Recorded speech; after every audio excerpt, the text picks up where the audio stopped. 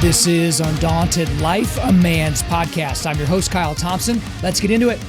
All right, guys, today we've got a special guest on the podcast. His name is BERT Sorin. So he is the president and co-owner of Sorinex exercise equipment. That is a business that was founded by his father, Richard Soren, in 1980. So Sorinex has been making some of the most durable strength training equipment in the industry for like 4 decades. So they've been around a really, really long time. So the gear that they make is utilized by athletes, service members, students around the world. And guys, you're going to recognize a lot of their equipment. You know, if you're watching any of the Bulls highlights from their training sessions back in the 90s, Sorinex equipment was in there. If you look at stuff like in Jocko Willink's gym or Cam Haynes' gym or Joe Rogan's gym, they do that stuff. They make literally some of the best products, maybe the best workout equipment products on the entire planet. They do a tremendous job. He's also been a barbell trainer for most of his life.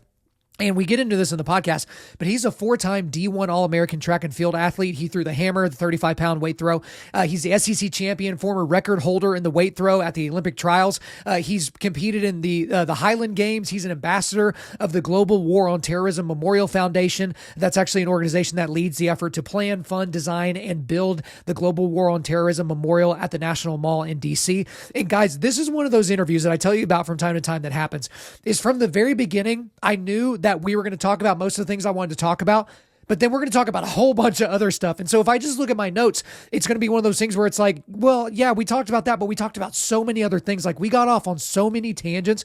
It was so exciting to talk about it, but we did talk about the founding of Sorinex. You know, his dad was a school teacher, but then he was also building playground equipment, but then he wanted to build like really customizable, really durable exercise equipment. He wanted it to be bomb proof, and kind of when that really took off and when he started getting into places, but also for him, when did he become a part of the business? Like, when did he get into it? You know, he became a hammer thrower, but his track to get there was not really the direct track. It was a pretty circuitous route to get to that moment to where he was doing those things. But the lessons he learned along the way, like that guy developed a lot of resilience along his life because he wasn't coddled. You know, he had coaches that basically gave him tongue lashings, and he had other people that basically dressed him down, and he used that as fuel throughout his life to get better. So we talk about Sorinex and how it's expanded over time. We talked about how he went from being a collegiate athlete to becoming an Olympic athlete, you know, and not, you know, being able to do all the things he wanted to do with that, but then becoming a Highland Games athlete. We talked about hunting, but then on some of the other tangents we got into,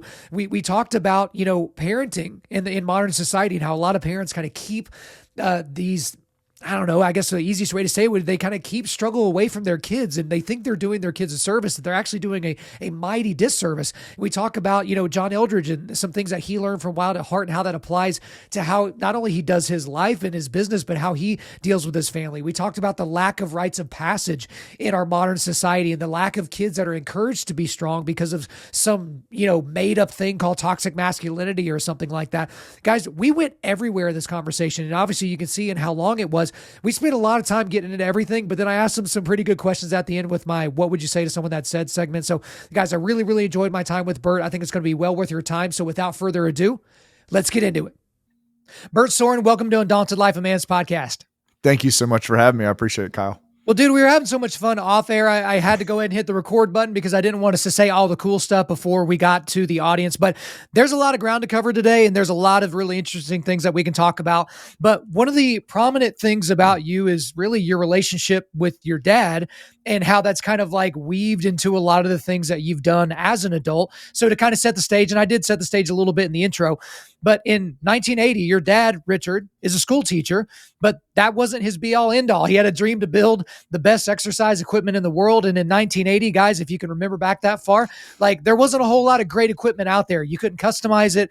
It wasn't very durable. But your dad's like, I don't want it to just be customizable and durable. I want it to be bomb-proof. So we'll get more into kind of how that's affected your life, BERT. But let's start there. Let's start with kind of your dad, you know, just kind of, you know, tinkering with stuff to try to make the best exercise equipment on the globe. Awesome. Well, first of all, you need to be a PR rep for us because you nailed it. You have all you got the story. I can read. I can read decent, okay, and my brain does remember things from time to time, so I appreciate it. Yeah, no. So it's interesting. On our hunting trip that I had with Pops in Missouri, we were driving back and we were just talking about life and the formidable years of like really when you're formatted as a person, when your hard drive is kind of written.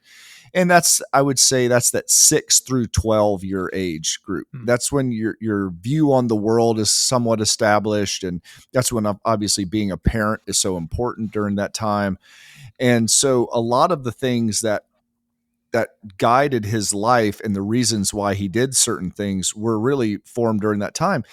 And the strange thing was both of his parents worked very, very hard. His mother, her mom died when she was 10 years old. So she and her siblings, and I believe their father died soon thereafter. So she and her siblings were kind of on their own with the older sister taking care of them. I want to say like 14 or 15 years old. It was crazy. So it was during that time, super hard work. And so she was just a hard driving person. Well, that was passed on to my dad, and he was an only child, but one of the rules were you don't go out of the yard. And so, I hate to say it, but it was kind of a crappy childhood because he's looking 2 and 3 doors down and kids playing in the yard, doing sports and doing all this other stuff. Well, he wasn't allowed outside of the yard. So and I asked him, I said, well, you didn't ever have that conversation to the why? He goes, oh, you didn't ask her why. That was just it. So I thought that was just an interesting way to look at it. And I'll get to the reasons. So because of that, really TV and movies, and especially movies of the era, those big epic movies, the African Queen and like, all the big, King Kong and stuff like that.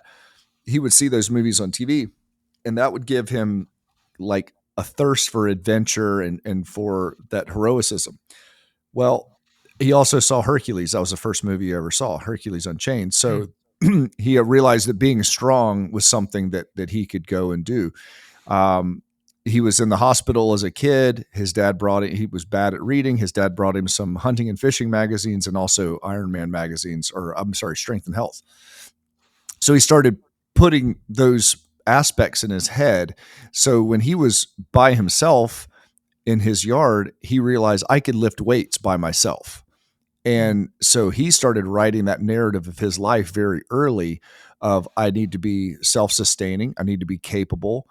I need to be strong, all of these things. And he, of course, got bullied and, they're like everyone else probably during that age. And he told me a story what I guess nails, like carpentry nails were like currency in the neighborhood because you could like build stuff with them, right? You could build forts and stuff. And he said this older kid would steal his nails. And he said it just drove him crazy. And the older kid would make him put the kid in a wagon and push him around the street and then steal his nails. And he goes like, so all I wanted to do was defend myself. So I lifted weights at home until I could defend my nails, That's awesome.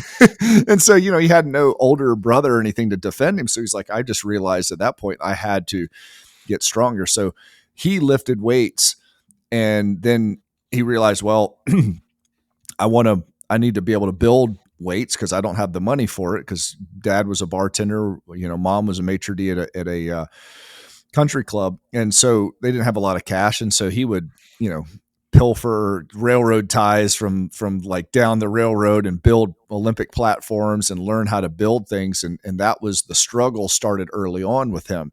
So to understand kind of where we went and why, you kind of need to know the backstory in some way.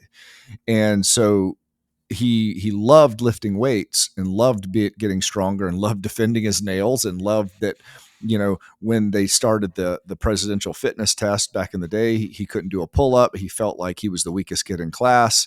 And a year later, he broke the school record with him. And like, that was one of those stories of, oh, I just put effort towards this, undaunted effort towards it. And things start happening positively in my life. So that occurred, and then which earned him a scholarship. He was the first kid in his high school to ever receive an athletic scholarship to throw the discus. He never tied together the discus prowess and his weightlifting had anything to do with each other. I said, Mm. I was laughing. I go, wait, so you didn't understand how being super strong would Right. make this, and he goes, no, I never really trained for it. I just knew that when my clean went up, I just threw far and I never understood why that happened. And I go, That's awesome. very, very interesting. So anyway, so he was building weightlifting equipment and solving those problems since he was a small child. So that became one of the constants in his life was physical effort and capability. And that became really a kind of a guiding rod there as he progressed and went to college and, threw the discus and then became a coach, became a teacher, and was started building weightlifting equipment and building playgrounds actually back in the 70s, building weightlifting equipment starting in 1980. And as the story goes, he and my mom got divorced when I was 2, but like the girl he was dating at the time, she says, Richard, you're killing yourself. You can't be a teacher and run 2 businesses. And she's like, you got to quit one or I'm leaving. And so I was like, what'd you do? He's like, well, I just kept doing them and she left. And he later said, he goes, oh, she was 100% right. I was just hard headed and didn't want to be challenged. And so he eventually retired from teaching after 8 years. Tried to run with Soren playgrounds and equipment at the times. Again, that was a little bit too much. So went back to his first love, which was strength conditioning and weightlifting. And so, but at the time, there wasn't big, strong equipment that was highly customizable, which was made for athletes. That just wasn't a thing. So he was kind of one of the first on the blocks to do that. Their hammer strength was just popping off at that time, and that was a whole different animal. There are a couple other companies out there that were doing some things, but what he was doing was different. And I don't believe any of the other companies were necessarily run by strength athletes at the time. So that's how he started it. And it was never meant to be a large business. It was never meant to employ 200 people. It was never none of that was ever the plan. There was never a business plan even written. It was, I love the world of strength. The world of strength has given me so much. How do I give back to that world and be relevant in a world that I hold in high regard? So that was really the catalyst and the driver of Sorinex since day one. There's so much there that I want to get into, and we certainly will. But you mentioned something at the very, very beginning that I want to kind of go back to. So I'm just going to kind of blow up my cadence of questions from the beginning. Sure. I'm doing it intentionally to blow up your cadence, by the way. That's great. I'm great with my entire interview going to crap in the first 10 minutes. No, because this is great. Like, we need this to happen. So you mentioned a very, very important time period in a child's life, in a young boy's life, the age of 6 to 12, right? Mm-hmm. And so one thing that I've become obsessed with, Bert, especially since I have a 2-year-old and an 8-month-old or whatever, is rites of passage. Because in this country, we don't really do that. There are certain sects of certain religions that kind of do that, where they say, okay, you're a man now, and here's what the community expects of you, and here's the good things about you, and here's the things you're going to struggle with, and here's that. But for the most part, everyone gets to self-initialize or initiate rather into manhood. And so it's like they get to decide, oh, I just had sex for the first time, I'm a man. Oh, I just moved out of the house, I'm a man. Or, oh, I just, got a scholarship to go to school. Or whatever the thing is, they get to pick it. It's not something that is developed now. And certainly, and this gets into an even bigger conversation about the overall idea of toxic masculinity, that if you are strong, not just in your body, but also in your mind and in your way of operating in the world, that is somehow bad and deleterious to society. But to go back to 6 to 12-year-olds, what is your message to dads out there that want their kids to grow up to be good men, godly men, strong men, whatever, in terms of the things they can do from that age of 6 to 12, because a lot of dads don't even think about it until their kid becomes a teenager. And it's not that it's too late, but it's like, man, you're going to be missing some foundation there.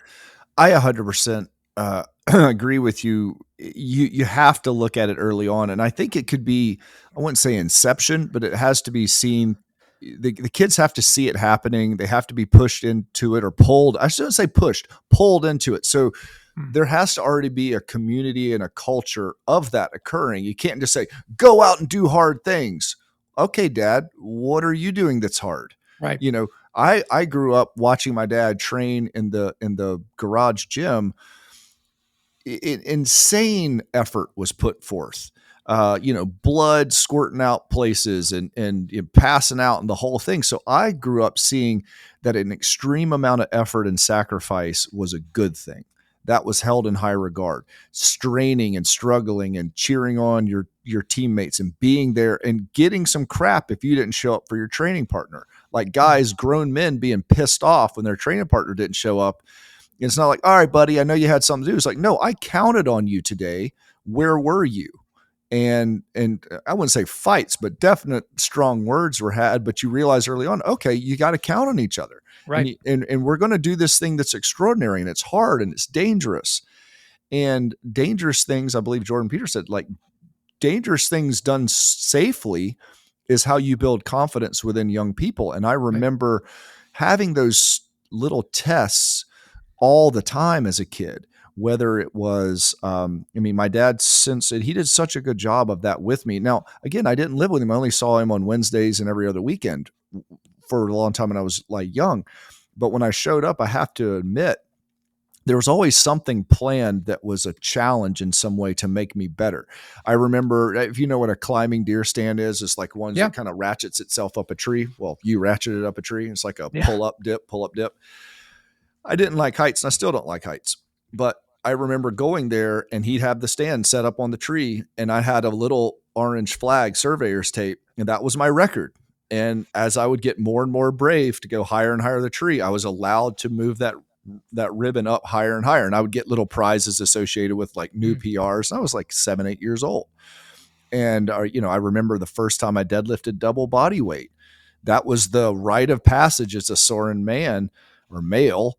The double body deadlift was 112 pounds. That means I weighed 56 pounds in second or third grade.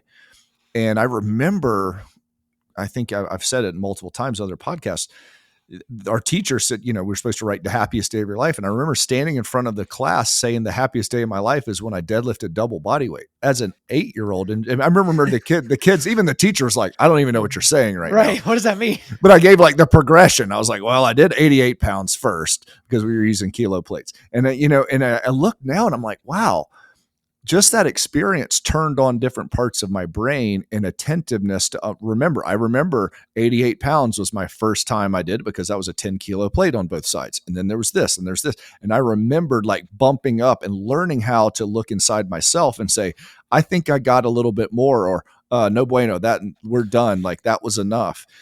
And I think those early struggles and just micro struggles of learning that, or building things with him, or cutting my finger with one of my first knives that I think I earned a knife for climbing up the tree. So I got a Swiss Army knife and I cut my finger with it when I was building a fort. Because, if you're a Soren, your knives have to be ridiculously razor sharp because a dull knife is more dangerous than a sharp one. Yeah.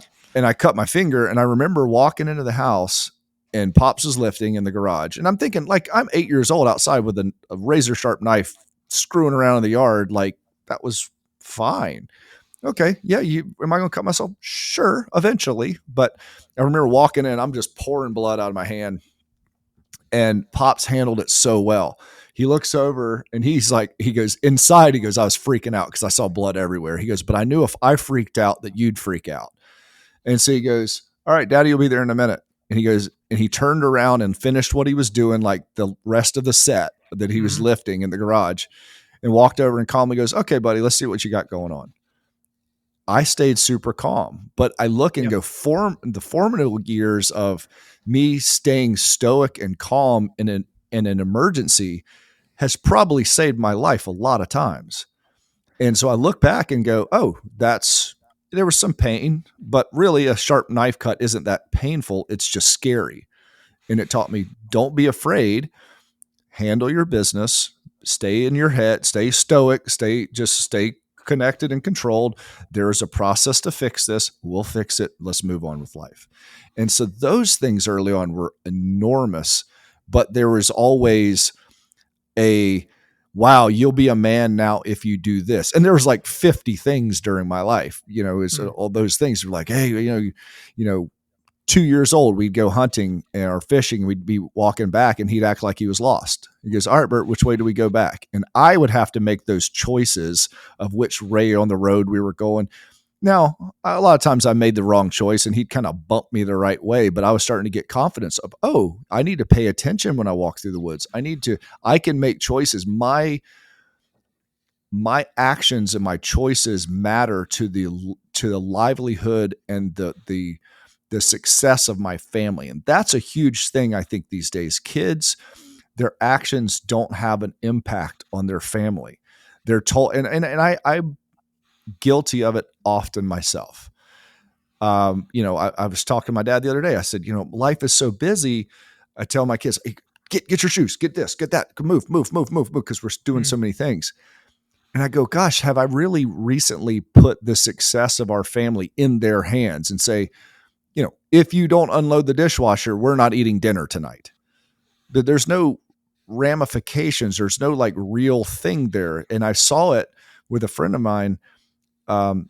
He treated his kid the exact same, whether the kid was doing well in school or bad, or, there was no change. And I understand unconditional love, but unconditional response, I don't believe is a realistic thing to this world. For instance, it was back, again, sorry, I have a lot of stories, but he was Pops' best friend, and they were training that day. The fella showed up to train. They're supposed to train at 5:00. 4:30. He's like, hey, I gotta bounce out of here. And Pop's like, you just got here. What we got to train? He goes, no, I got to go pick up so-and-so from school. And he goes, well, why you got to pick him up after school? He goes, well, because he had detention. He goes, well, why did he have detention? He goes, oh, because he did X, Y, and Z. He goes, screw that. Let him walk. Yeah. Why is all of a sudden that on you? Why does he do something bad and then you have to change your life and work around it for something that he did bad? And he still gets to go home and eat a nice warm dinner and get a ride from school. And now it's everyone else's problem but his. And it was interesting. And that kid had some issues for about 10 or 15 years until he finally grew up and had some hard stuff happen. And now he's a good kid. But you go, gosh, till about 25 or 30, that I watched that kid who I loved dearly and his dad loved him dearly. But those unconditional results, I mean, I knew if I screwed up like that, my butt was walking. It was up to me to figure out how to, it's like, expect a self-rescue kind of scenario. So I knew I didn't want to have to call my dad and tell him I was not going to be there, is I'm figuring out how to get home. And I wouldn't ask him to help me out because, hey, you're the dude that screwed up. So you kind of keep it in line. So those are a lot of little things that I saw early on that were so, so valuable that I unfortunately don't believe are as common these days. When I think society puts a lot of pressure on us to coddle, and then everyone just kind of goes with it and they like acquiesce. I remember, I think it was oh gosh, he played for the Steelers. It was James Harrison. His boys were in like youth football and they didn't win the tournament, but they still got trophies. And he told his boys, go give those trophies back to the people that ran the tournament. And so he literally made his sons walk back up and give the people that ran the tournament the trophies back. And I remember the collective population of the United States exploded at how horrible of a father he was for, basically doing this to his children. And all I'm doing is sitting there thinking, no, they need to know that. Like, winners get things, losers don't. Like, winners focus on winning, losers focus on the winners. And like, that's the attitude that you have to get from that perspective and that young. And a lot of kids don't get that. And then you also see these pictures, like these dads, they find out that their, 14-year-old son was bullying a 12-year-old at school. And so they take their 14-year-old to a local boxing gym. They put him in the ring with a kid that's 2 years older than him. And, that kid kind of, torches him a little bit, touches him up. And they're like, oh, this is child abuse. This is terrible. But it's like, wait a minute. The dad knew the consequences of if his son continued in that action, right? As a 14-year-old picking on a 12-year-old that's weaker and smaller than him, he put him in there with a kid that he was weaker and smaller than, and it didn't go well for him. And that kid will remember that for the rest of his life. And it's not going to be this thing that's going to melt his brain. But there's so many dads, Bert, like, it's exactly what you said earlier on. It's about pulling your kid, not pushing your kid. Because I know a ton of guys, they want their kids to be in shape. They want their kids to be well-read, and they want their kids to be godly. They want all those things, but they don't exercise. Right. They don't ever redline whenever they do things. They don't do hard stuff. They don't read any books at all. They don't pray. They don't treat church as if it's a priority. And then it's like, guys, how do you put the wrong ingredients into the gumbo and expect it to turn out to be something else? Like, it's not like, where do you think it's going to happen? Like, if they're going to be a good person, it's going to be by accident.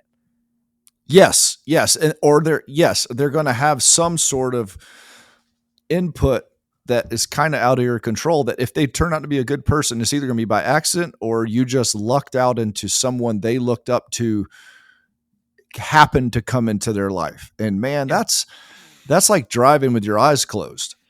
To me, that sounds terrifying. Yeah, it might work out okay, but it's not something that you should like operate and do. Yeah, I'm not banking on that situation. No, you're exactly right. And and I think the whole bullying and kids fighting thing, I have multiple probably multifaceted view on. I mean, bullying, I think it's horrible, but here's the thing.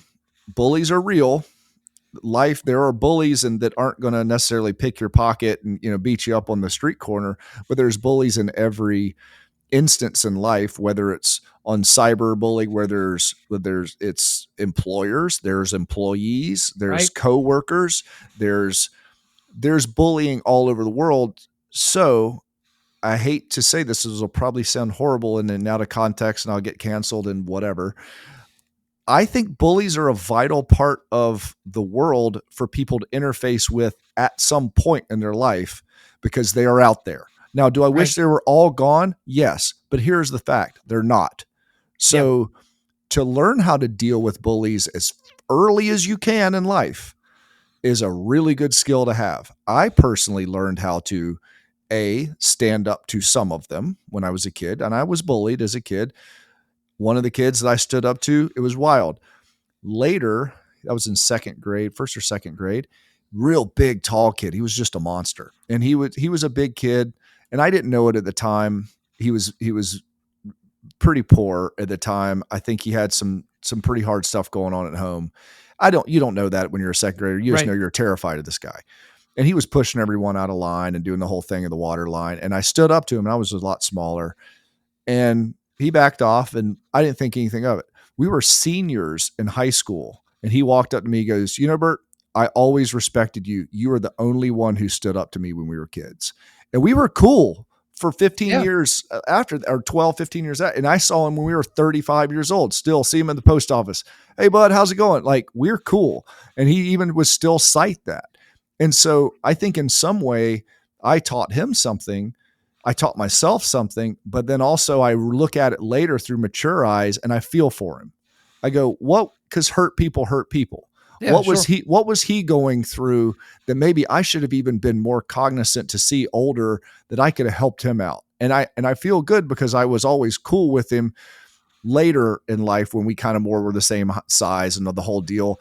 And I look and go, gosh, like that guy needed some love at that time. He was just acting out in that way. But I hate to say, I think when they made it a huge, huge deal for little kids to fight at school, as in like they're kicked out forever or they get arrested or whatever, I think they screwed up the system because I personally think let second and third graders fight because they won't fight the same person again, probably ever. Yep. I'm not saying just let them duke it out, but like if they get in a fight, don't make it a big deal. Don't put it on the news. Don't, you kind of have to learn how to fend for yourself and then to not be afraid to in confrontation, to have some courage and to not be afraid if you get roughed up a little bit, because really how bad are you going to get hurt in second grade? No, I'm with you. And it goes back to something you were talking about earlier with, okay, there are bullies no matter what. So let's say you are protected by the teacher, the administrator, your parents from bullies your entire life. Mm-hmm. And then all of a sudden you have a job where the CEO is the bully, right? There you go.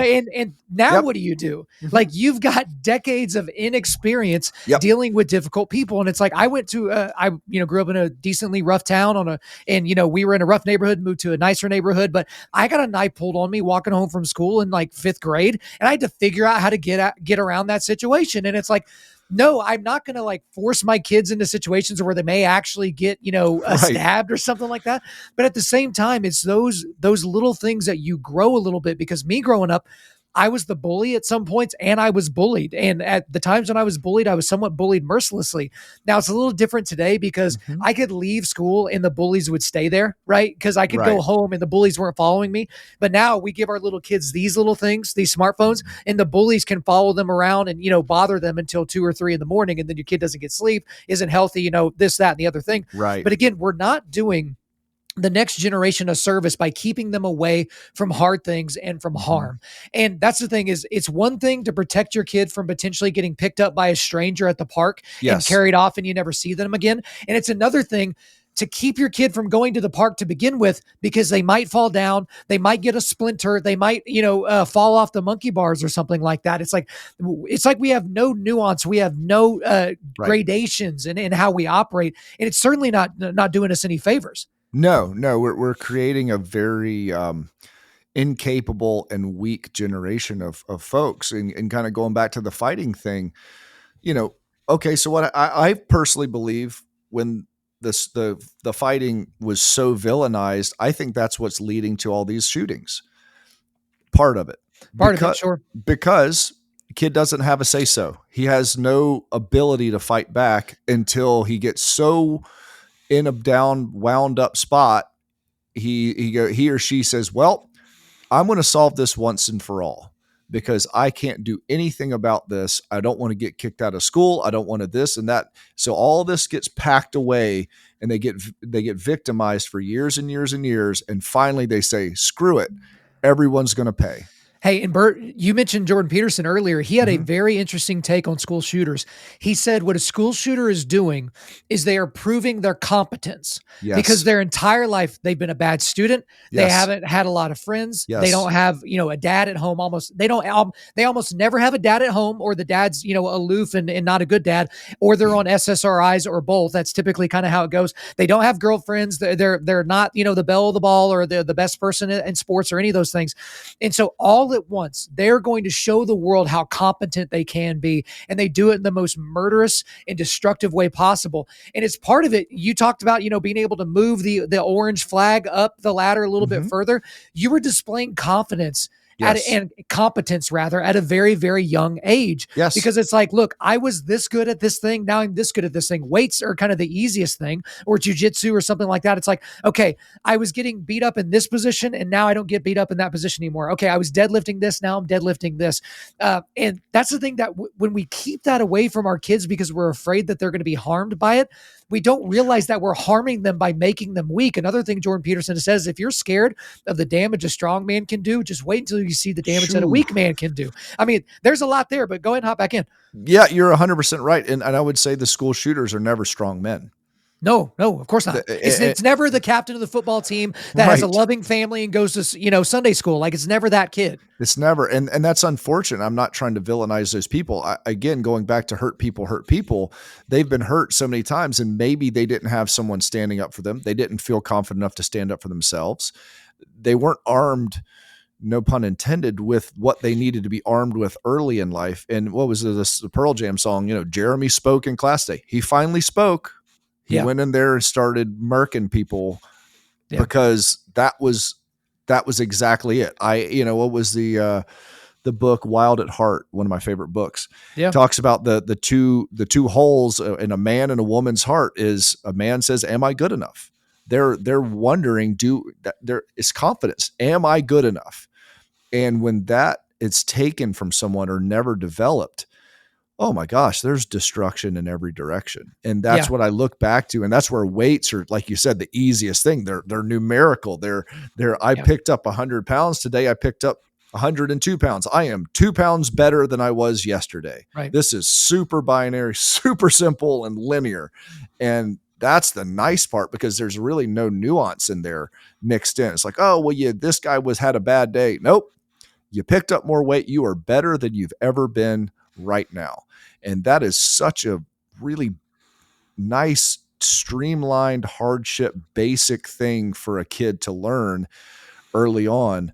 Or how many pull-ups could do, push-ups, whatever those Yeah. may be. It's so vital. I can't say it enough. Well, and you brought up John Eldridge. So obviously, everyone that listens to the show, he's been on this show more than any other person's been on this show. He's a personal mentor of fantastic. mine. Yeah. Oh, So like, I'll please- get you. I'll Please get you tell guys him. connected. Oh, I would love it. I gave all of my groomsmen a copy of Wild at Heart 12 years ago, 13 years Dude, ago. maybe about 8 years ago, I gave every man in my family a copy of Wild at Heart for Christmas. But in that book, it's like, yes, the two questions, like, do I have what it takes, Yes. and do you delight in me? Right. Yes. And so it's like, Yes. so Do you if you're a see me? dad, yeah. So let's take the weight description, because that's obviously going to be a major through point in today's discussion. So your child was able to do, 2 pull-ups. And now a month later, he can do 4 pull-ups. And I mean, you can look at it any way you want to look at it. Okay, it's only Mm-hmm. 4, or you can look at it as a doubling. And so as a father, right, when you look at it, does he have what it takes to do a pull-up? Yes. And you affirm that. But then you Yes. say, son, I am so proud of you that in a short period of time, you were able to double your output, because that didn't happen by accident. And you didn't just walk out here having not worked on it. You worked so hard, and look at you. May, who knows what you'll be able to do by next month? You have Right. answered those 2 questions. Son, you have what it takes, and I delight in you. But if they only have one of the 2 of those, they will forever chase the one. So Oh, if you're wow. only a dad that says, do you have what it takes? It's always going to be about pushing. Okay, great. Mm. You did 4 pull-ups. Why didn't you do 5? I saw you. You could have done 5. So now you're just going to chase that. Or contrastingly, if you're only the delight, dad, do you delight in me? He was going for 4 pull-ups, but he only did 3. Son, it's okay. It doesn't Mm. really matter. Like, they're just pull-ups. Like, you could have done 0 and I'd love you, just like the guy you were talking about earlier. No Yeah. matter what his son did, he loved him the same. Now, you might tangibly, intellectually love him the same, but you can't treat them the same. But as a dad, you've got to check both boxes. That's a wonderful way to put that. And I never heard it stated that way. I really, really like that. And it's wildly true. It's exactly right on. And I think as a dad, I've done both. I've done one, I've done the other, and I've done none at times. Like Yeah. we fail all the time, but man, that's a really great way to put it, because yeah, I can have to say my parents did a good job. They always pushed. And there were small victories. There were small, yes, you were good enoughs, but then Yeah. there's always, I delight in you because I know there's more. There it is. There is more there. And I go, okay. And that really, that mindset just accelerated as I got older, because I had the basis of it built, to an extent when I was younger, but really Right. it really accelerated probably in my late teens, early 20s. And that's when like the whole world of it got cracked open to the point where, I literally just believed that I could do whatever I decided to do. Right. And we'll certainly get more back into the knucklehead side of life for you at that time period. But that's funny. Whenever I reflect on my own childhood, the only time I got in trouble outside of just like being an idiot or being the class clown or something, if I got in trouble from sports or if I got in trouble from school, it was because I got a B, but I was capable of getting an A. Mm-hmm. I got in trouble for that. So if I got B's, I was grounded until I got a B in AP chemistry, which was the best I could do. My parents didn't say a word, right? It's like, hey, Right. that was the best you could do. And in sports, my dad didn't care if I went, in baseball 0 for 4 with 3 strikeouts and 2 errors in the field. He cared if I sprinted to and from my position, if I ran out every ground ball. He cared if I went back to the dugout and comported myself, as an adult, didn't throw my helmet and all that. He didn't care about the outcome or the output. He cared about my level of effort, which, is the only thing that I could control. Now I feel like, you and I can continue to be philosophical and wax poetic about all that, because that's been great. But let's take a nice little circuitous route back to Sorinex equipment here. Sure. Because you got your dad, he's doing, the playgrounds in the 70s, and he's doing his best with that. And then he decides to go full bore with the Sorinex exercise equipment and things of that nature. When did it become like, okay, this is going to be a thing? Because like people look at it now and they see the gyms where your equipment is, featured, whether it's an NFL team or Joe Rogan's lair or Cam Haynes' lair. And they're like, oh yeah, this is awesome. Jocko Willink. But my goodness, it certainly did not start there. So let's go back to, when your dad finally realized and some of the steps that got him to where it's like, okay, I think this might be a thing. We might have something here. Right. I'd like to say there was like a turning point, but there wasn't. I mean, it was a very linear progression, incremental, mid to late 80s. We got our first like big college, which was University of Kentucky football. And it was highly customized. It was all the stuff that they said couldn't be done. And we won the job. And then Pops literally had to sell his house to fund the raw materials for the steel, and then leased his house back from the owner so he had a place to stay, but knew he needed the money for the raw materials. So I saw that sacrifice early on. I was like, oh my gosh, like this is crazy.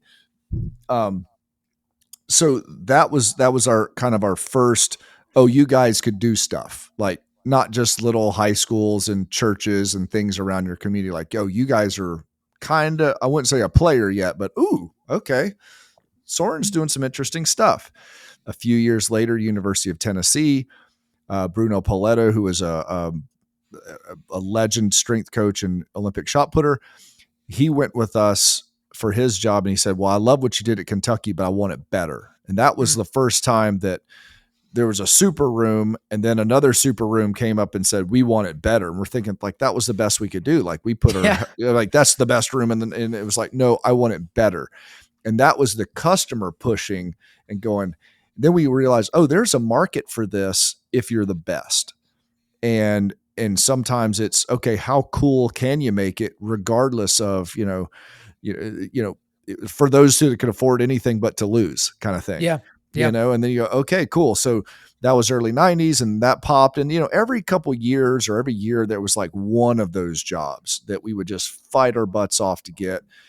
And we just started making a name underground. In the mid 90s, we had the Chicago Bulls. So they were pretty good during that time, but still that was prior to, we had no marketing, still didn't have a business plan, no external capital, and no social media because there wasn't really, the internet was basically nothing. So no one knew it. We were and I remember late 90s, early 2000s, someone said, oh, you guys are the best kept secret in the strength industry, which is nice, but that doesn't get you paid. that doesn't make rent. Being the best kept secret isn't always the greatest thing. So I got here in late in 99, and I think just a fresh set of eyes, and I was able to see what Dad had been through. And because I was an athlete at the time, I just had my finger was on the pulse of training as good as it could have been, because that's all I cared about. So I was able to bring some different perspectives and different contact points and some different just drive, because I was trying to solve my problems, not necessarily the problems of the strength world. I was trying to solve my specific training problems, which drove a lot of things forward. And that was when, and then also it's just bandwidth, right? I mean, when it's only Dad, he can only do so much. When he has someone else that's helping, when we really started to catch on, because we were working as a team, and he was able to, come up with some amazing things because he had me to do some of the grunt work. Yeah. And then we would go back and forth. We were able to really kind of jive. So that was when it really started accelerating. And I would say 2010 to 12, so probably 10 years ago is when it hit hyperdrive. So I really like how you describe something, because we live in an era where you go viral, right? So you aren't known for anything. Right. And then you ride down the street on a skateboard singing a song and, drinking ocean spray. And then all of a sudden everybody, what was that guy singing Fleetwood Mac, and that song like goes back into the top 10 charts after having been out of the charts for decades. But the guy was a non-entity and now he's an entity. That's the world we live in. And, I've talked about it with this show, is like, there's been a gradual.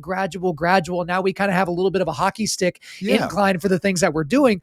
But even my wife tells me all the time, she's like, Kyle, not everyone's just going to like all of a sudden be the biggest thing overnight. And it's just like, there's nothing wrong with that gradual improvement, because then you have time to grow and you have time to basically kind of coalesce the things that you're doing into future success. And we'll certainly get more into kind of your athletic endeavors. But one thing I did want to ask you about is, everybody knows 10 stories, and especially if you've been to business school, 100 stories of that second generation business owner that either screws everything up or sends it to the moon. And then it's that third generation business owner that, regardless of what happens, they just screw everything up, right? And so here we are. You're technically, you're the second generation business owner. You're in the business. Your dad's still around, still doing some things. Obviously, you've seen some stratospheric rise in the last decade, as you've described it. But talk to me a little bit about the pressure of being kind of that second generation business owner running everything. And then let's obviously look out into the future, because you can't be Bert from Sorinex, for the rest of your life. At some point, you got to pass the torch. Right. Oh, that's a huge part of it. Going back to, like we were saying about that slow and steady, in my opinion, that is, I know that's what we did. So my opinion could be like, well, we did it right. But Yeah. it's like building a strength base, like our base was so wide. Um, that can support a meteoric rise because you have such a wide base and so much of a body of work. You could look back and go, oh yeah, they did some really cool stuff. They did Rogan's Gym that they go right. And we also invented the landmine 22 years ago. Yeah. We also invented the, fill in the blank 10 years, 12 years, 18 years. Like that's longer than most of the companies have been around in our industry. Yeah. And again, that's not like, hey, look at us, but it's just going, when you cut in there, it cuts all the way to the bone of who we are. Like this is what we do. Literally our billboard outside, and it just has a picture of a hand lifting a barbell, and it just says, what we do. It doesn't even say Sorinex on it. It's a Sorinex barbell. Well, that's it. Like, because I'm not trying to attract every person that rides down Highway 20. I'm trying to let the people that know who we are and what we do, this is where we are. We will be glad to help you. I'm not trying to become a household brand that's blown up viral and all this. The people that really have to win, we want to be their go-to guys, the go-to guys for the go-to guys. And so that's been something that we stay pretty consistent with in our messaging. But going back to like a Rogan, I love Rogan's story. Yeah, he sold his podcast for $100 million. That cat's been on TV for 25 years. Right. Like, he's famous for like 5 other things. If you said 10 years ago, like, oh, Joe Rogan, you're like, oh yeah, I know him from those 3 other things, Yeah, right. And I will argue, I think in the future, 100 years from now, he will be known as one of those people that was super vital in our world during this time of our existence, whether it's just for giving people a voice, giving alternate views of voice, whether it's a Paul Revere type person. They're like, okay, he wasn't actually a government person or a military leader, but he was this guy that was doing these awesome things that, gosh, without that, all these other things in life wouldn't have happened. So I have the utmost respect for Joe and just what he's done consistently. You look like, oh, in the 80s, you were teaching martial arts. You just didn't get into jujitsu yesterday, Right. So that's just an interesting piece of the puzzle. And I'll be honest, I went on a tirade. I can't remember the second part of your question. Oh, I can't either, but let's stay on what you just got through talking about. So let's look at a Joe Rogan even a little bit further. So, you have a couple of historical corollaries. The one that came to mind as you were talking was kind of a Leonardo da Vinci, because it doesn't make sense that you can have the number 1 podcast in the world, to be the most sought after and most famous MMA commentator in the world, to be top 5 working comedians in the world right now. Yeah, people forget that part. Yeah, and also, by the way, you were a good actor on a sitcom, and also you were known for being this crazy good host of a television show on a major network. You can't. How can you be all of those things and be that top tier? Yeah, agreed. And I think something that a lot of people don't realize, in the multi-million dollar hunting industry, he is the number 1 advocate on the planet for it. Right. That's why I have to thank guys like John Dudley and Cameron Haynes, who have helped Joe. But Steve Rinella, the meat eater, is the guy who got him started. And so I look at, gosh, Rinella, like, hey, we should all send him a thank you letter if you're a hunter, because he got the most influential person on the planet into what we love to do. And that has created so many more people that are enjoying the outdoors from that level, but also just the capability aspect and things like that. So I thank Joe all the time. Like, hey man, like, thanks for getting into hunting. This is like, you've made it cool to do what I've been doing my whole life. Thank you. This is awesome. But that, going back to Joe, I think he has a few superpowers, personally. And this is just based on my experience with him. His EQ is through the roof. His emotional quotient is through the roof. His IQ is extremely high as well, obviously. 2 things: he has a steel trap for a mind. He doesn't forget anything. And he doesn't forget he doesn't, especially stories. He doesn't forget stories, but he also is so good at weaving in those stories in later conversations. So he's always, for my assessment, he's always data mining when he's talking to all these super interesting people. He's taking in information and building an enormous database of stories and experiences that shape the way he sees the world, which is awesome when you could take in things around you and take those experiences and shift and shape your outlook on the world, and you don't have to personally experience that yourself. Right. He has an ability to do that and also do it open-minded, but he also can regurgitate those stories verbatim months later. And I realized in talking to him one time, we were just talking about normal stuff, and he kind of joked about something, and I thought it was hilarious. Whatever, it was just in a conversation. I saw him say the same joke in a stand-up a month or two later, and I go, "Oh my gosh, Yeah. he was working his bit. Yeah. He was the consummate professional working. He was trying stuff out as we were talking." And then on a podcast, I heard him tell my story. He says, "Yeah, a friend of mine," and he gave the story like I gave it. I go, "We talked once about that." And months later, he told this story and he nailed it. And I'm like, "Oh my gosh, you talk to people for hours and hours and hours and hours constantly. And that you put that in a little file to be utilized later in the Yeah. perfect conversation." It was later, the story was kind of tweaked by Snoop Dogg and he posted about it. And I'm like, "Oh my gosh, this guy took a story from a dude who's a no one out of South Carolina and turned it into boom, boom, boom." And that's his amplification superpower. That's where I think people don't understand how brilliant Joe Rogan is. And they go, "Oh, I could just do a podcast." I'm like, "Yeah, Yeah. you also aren't an X-Man." And I think Right. Joe is an X-Man in some ways. Well, and it's an inquisitiveness that you are given as a gift. Mm-hmm. Can you develop a more inquisitive, creative mind? Of course you can. But you're given that as a gift. I remember being in like 5th grade and my teacher told my parents, it's like, "Your boy's very inquisitive." And I'm like, "Oh no, what did I do this time? Like, what's inquisitive mean?" And it was like, yeah, they already knew that. It's like, it's not good enough to know that it works. You need to know how it works, and you need to know how somebody else can use that, because everyone's got their skill set. Because I get asked all the time, Bert, they're like, "Kyle, I'm thinking about launching a podcast. What do you think?" And I'm like, "Don't."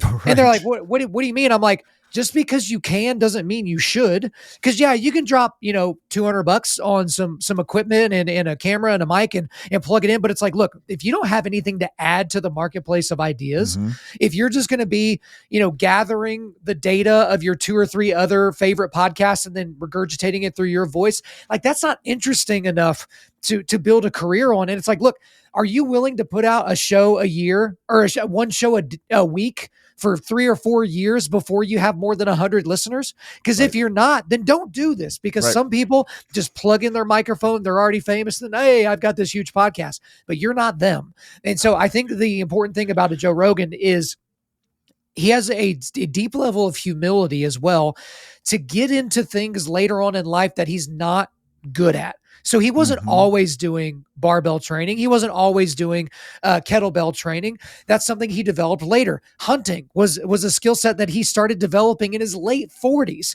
And now it's kind of a core part of his life.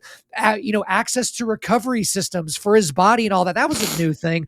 But so many guys, they're like, "Well, I just did my last 2-a-day football practice in high school. I guess I don't need to work out again for the rest of my life." And it's just kind of like, guys, like you have to constantly be plugged in to podcasts, to books, to speaking engagements to continue to develop your brain. But most guys are just like, they're so frustrated they're not Joe Rogan. And it's like, well, you're not putting in the work to even be on the same pathway. What are you talking about? Right. And it's interesting you say that about a podcast. They do whatever and they go be a podcaster. I would say there's very few podcasters that started as a podcaster that are a high-end podcaster now, if that makes it. They all tend to have done other extraordinary things in life. And I talked about it at a national convention I was just at the other day, was everyone wants to be interesting. A lot of people, they're like, "I want to be cool. I want to be interesting. I want people They're to talk just about." not. Well, and I agree. First of all, not everyone can be interesting, or by definition, that's not there. But one of the biggest caveats or the biggest indicators of being interesting is being interested. Sure. And most people just aren't that freaking interested about what's going on around them. And that's, again, going back to Joe, not to continue to blow him up. That is an interested son of a gun. That guy asked 1.5 million questions. Even Yep. when you're just like in his house, like building a weight room from it, he's like, what's this do? What's that do? And you're like, oh my gosh, you're just that interested. You're that curious. Yep. And you're gathering information constantly. So if you're super interested and you have a steel trap for a mind and you're a good storyteller, you nailed it. You're the orator of the world at that point, and that's the interesting thing, that I don't think many people have all three of those skill sets. And if you're just not interested in life, like, you're probably going to be bored. You're probably going to be depressed. You're probably that's something. Interested in the world is something that I think for mental health you have to have in many ways. Well, and Bert, you have to be you. I remember listening to Joe describe early in his comedy career, he had adopted the cadence of another successful comedian at that time. That it wasn't him. It wasn't his voice. It wasn't really his cadence. And he was listening to it back and he's like, wait a minute, that's not me. And then he started developing his own brand, his own sound, his own style. The same thing is, if you try to just hit record and try to talk to your buddy for 3 hours, like, Dennis Prager has a great rule, is he's like, if you want to be in talk radio, put yourself in a room by yourself, hit record, and be interesting for 3 hours. Ugh. And then do that the next 4 days of the week, take a couple of days off, and then come back the next week. Because that's what it's going to take. You're going to have to be interesting for 3 hours at a time. Some people just aren't there. But to kind of go back to something you were talking about, I have this rule. I don't know that I've ever talked about it on the show. Sometimes when you go into a setting, like, so if I'm brought somewhere to speak, obviously there's a lot of eyes on me. There's a lot of focus on me because I'm the guest speaker, and, oh, that's the guy that has the podcast show and all that kind of stuff. If I'm meeting someone for the first time, I have a little ticker in my brain. I need to ask them 6 questions about them and their life before I will answer any questions about me. And so a question could be like, oh, hey, what's your name? Oh, where are you from? And what brings you to this event? Well, how'd you get interested in that? And you kind of keep going, and you're showing that person, you're practicing being interested in someone other than yourself, because we live in the most narcissistic time in history where you only need to be worried about you. And, hey, I can't just hang out with Bert. I got to take a picture with Bert so I can post it online, so that I can collaborate with him on Instagram, so that I can have all his friends and have all of his influence. You see what I'm saying? And it's just like, it takes you out of your own placement of, I'm going to focus on me. And yes, ask me questions because I am the greatest person in this room, obviously. But it's almost like practicing humility in a way. But then you do get better at being, genuinely interested in other people. Because everyone has a cool story. Well, even people that aren't that interesting have some cool part of a story, that they've done something interesting in life. Maybe even if that they didn't do anything interesting. Well, that's interesting in itself. I can't believe that you hadn't gotten around to doing anything cool. And you just got to ask them. Then the question is, why isn't that? Why haven't you? What's the failure to launch? Right? Like, so everyone has a story. But I agree with you. Most people are too narcissistic and too self-centered to give a crap what anyone else is thinking, doing, or otherwise. And it's sad in a way. I don't know if it's social media. I don't know if it's just the world. I don't know if it's just humanity. I don't know the reason.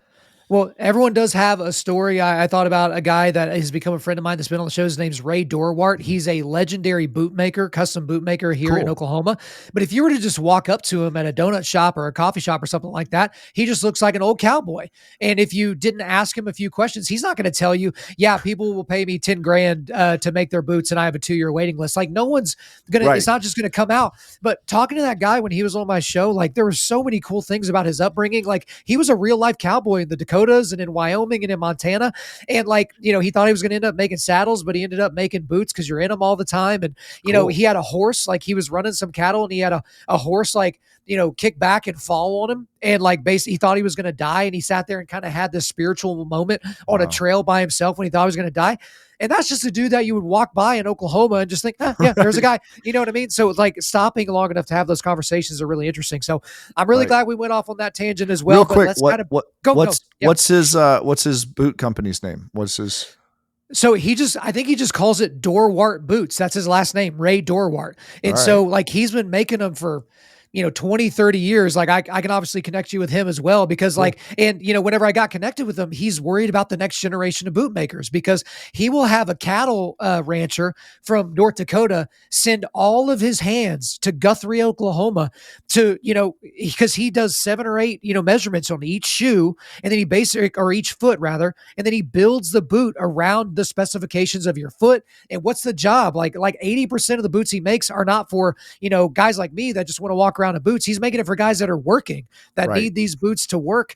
And, he'll do everything on it is custom, every stitch, every piece of leather and everything. But Wow. that's just what he does. But he wants that next generation of people. Like he talked about maybe trying to start like a school of young kids that want to maybe get into that because there's not a whole lot of Ray Dorwarts just hanging around. You know what I mean?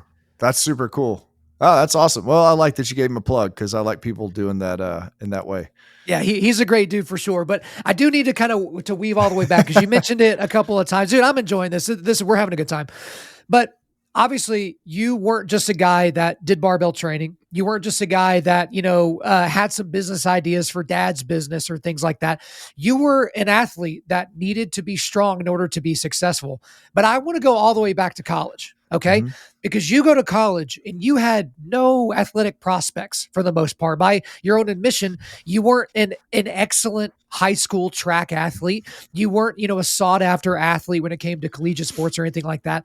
But you went in relatively short order. You went from a collegiate partier to a world-class hammer thrower. So I know that's a long story, but my goodness, how in the hell does that happen? Well, yeah, I guess all that did happen. Yeah, Yeah. I didn't think of it that way. But right. I mean, the story is I went to University of South Carolina with no really intent of staying there. I wanted to go to Appalachian State because that seemed like a cooler party school. Again, grew up in the 80s, watching 80s movies. I thought like life was like an 80s movie. That sounded amazing. College sounded like a super fun place to go. Yep. And so I went to South Carolina because I think I applied late and I couldn't get at App State. I got in for the spring, but I was like, I'll go to South Carolina. It's 10 minutes down the road. I'll take some classes, blah, blah, blah. But it's in the city. So I'm like, I'm going to just go to the bars a lot and just enjoy not being in the house. This is going to be great. Showed up. I think I drank for 6 days and partied and rode my mountain bike around and just had this awesome college experience. The 7th day I woke up and I was like, I need to lift weights. That guilt kind of kicks back. You're like, yeah, but I'm not just going to be a stupid party kid. Like I'm going to actually lift weights because I do love that. But yes, I was a crappy thrower in high school, thrower as in discus and shot put. I was never recruited. I sucked. I didn't suck. I made like regionals and upper state, but like I wasn't that great. And so anyway, I call Pops. I go, hey, first I went to our rec center. Our rec center gym was terrible for all the students. So I knew that we had built some equipment in the football facility at the Williams-Brice Stadium. So I said, well, they'll at least have good Sorinex equipment I could work out on. And so I called Pops. I mean, this is prior to cell phones. I called him on my dorm room phone. Yeah. And said, hey, do you know the strength coach down there? Do you think you could get me in to work out where I could work out, use our equipment? And he said, sure, let me give him a call. He calls down there. Rock says, yeah, tell him to come in after the athletes workout. And again, I'm 17 years old in college. I'm not paying attention what time he said. I just get done eating my burritos. And I'm like, well, I feel like working out. Like, let's go. So I go down there. And if you've ever been in a college weight room in August at 2 p.m., it's like the busiest time in the world. Yeah. Right. In the first week of school. So it's like all the new athletes, all the freshmen. What worked to my advantage is a quarter of the population is new, a quarter or more are new. So no one knows who anyone is. Right. And this was before that you had to wear like a South Carolina gear or whatever it was. So like people are just in whatever they're wearing. So you could like wildly just sneak in. There's no guards. There's no security. You just walk in. So I walked in, I looked around. I was like, yeah, this just looks kind of cool. Walk over to the platform, start doing some cleans. I'm like, this is a good time. I'm enjoying myself, which now I think about is like, it's wild that this even worked. And so I look over and there's some people standing in line and they're doing a vertical jump test. Oh, that looks cool because, Rocky IV was one of my favorite movies and I love all the diagnostics and everything of Ivan Drago. And I'm like, this looks great. Oh, I get to get tested. I think I could jump pretty high. So I walk over, they give me a piece of paper. I'm like, cool. I put my name on it. I measure a jump, it was pretty good. And gives me the piece of paper back, and I walk off. And I go, I'm bench pressing. I look over and they're doing body fat testing, caliper testing. That looks cool too. I was like, I'm pretty lean. I'll go see what I am. I stand in line like Forrest Gump. I just stand in line, and standing there, and I get up to the guy who's sitting in a chair, and he had the calipers out. He goes, well, what sport are you? And I was like, oh, shit. Well, track and field. And I totally just because I had done it before, at least I knew I could talk the part. He goes, well, what events? I said, well, shot put and discus. I'm going to walk on in the spring. Wild lie. I was not going to walk, narrator. He was not going to walk on the spring. And he goes, oh, well, how far did you throw? And I'm like, what do we talk? Why would this guy be asking me this? He's like the fat caliper guy.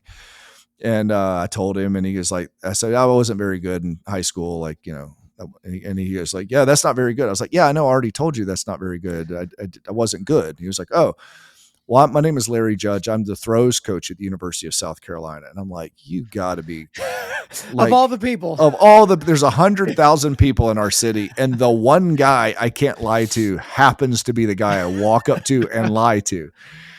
I'm like, oh, and he goes, well, okay, well, we start tomorrow. So be out there. And I was like, coach, really, this is a spring sport. This is August. I'll see you in the spring, thinking I could totally milk this whole thing for a few more months. He'll forget, I'm good to go. I got a place to work out. He goes, no, son, you're in college. If you're going to be on the team, you'll be there tomorrow.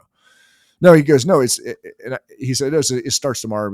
And I said, okay, yeah, coach, I'll try to make it. And I just totally shift. And then he looks at me in the eye. He goes, no, if you're on the team, you will make it tomorrow. And I go, oh, okay. So I went to get my body fat tested, and literally 45 seconds later, I had joined a track team. That happens to all of us. It happens. It's not a unique story. The tale is old as time. Yeah. So I go back and I finish up some lifting. I'm like, man, my head's kind of reeling. I'm like, what the world just happened? So I go back to my dorm. I call my dad, and he's like, how'd your workout go? I was like, I think I joined the track team. By accident. By accident. And see, he was one of the highest recruited discus throwers in the nation when he got to South Carolina. That's why he came to South Carolina. So he was a kind of a legend. And so immediately he thinks what, are you trying to do this for me? What's your angle with this? And he goes, what are you going to do? I go, I guess I'll show up. I'll go check it out. Nothing, no expectation, had no idea. I didn't want to be an athlete. That wasn't part of the plan, part of the goal. I literally wanted to get a workout in when I was done being hungover. That was the whole thing. I showed up the next day, some of the biggest people I'd ever seen in my life, and I thought they were seniors. They turned out they were also freshmen. I'm like, I am so screwed, and, but what did it? I always had a respect for athletes, and I always loved the image of an athlete and what a real powerful athlete could be. I was just never that person. And in the first 4 weeks of training, we would do a rep max every 4 weeks. And after the first 4 weeks, I literally got way stronger. Now it was probably neuromuscular improvements, but I got way stronger in the first 4 weeks. And I go, oh, this is cool. Yeah. And then 4 weeks later, it happened again. 4 weeks. And it was just like that ribbon going up the tree. Oh, I could be better than I've ever been. Oh, I could be better than I've ever been. And every 4 weeks, I became addicted to, I could be better than I've ever been every 4 weeks. And I remember leaving, I came into that year in August, 172 pounds, 6'2". So I was pretty thin. And I got up to 199 at Christmas break. So within a semester. And I remember I was packing to go home for Christmas. I stood up on a chair and I was getting something out of the top of the closet. And I looked across the room, just caught my eye. And there was a mirror on the wall, and I couldn't see my head and I couldn't see my feet. All I could see was the middle of my body. And I remember going, whoa, those legs are big. You have a butt now. What's going on? Cause I put on 30 pounds almost. Yeah. And I was like, oh, there's this, this is cool.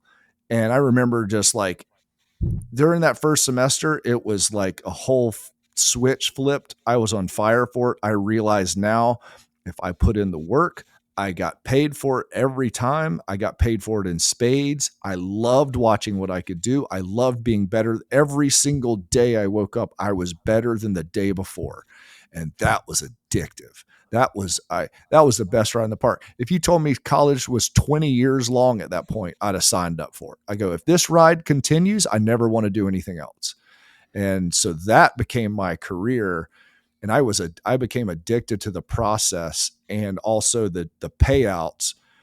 And then of course you go to throw and you throw further and the PRs and like, that became all I cared about in life for the most part. And really school was just my ticket to be able to ride that ride. I hate to say it, I wasn't a very studious person. I think I got a 1.9 my freshman first semester.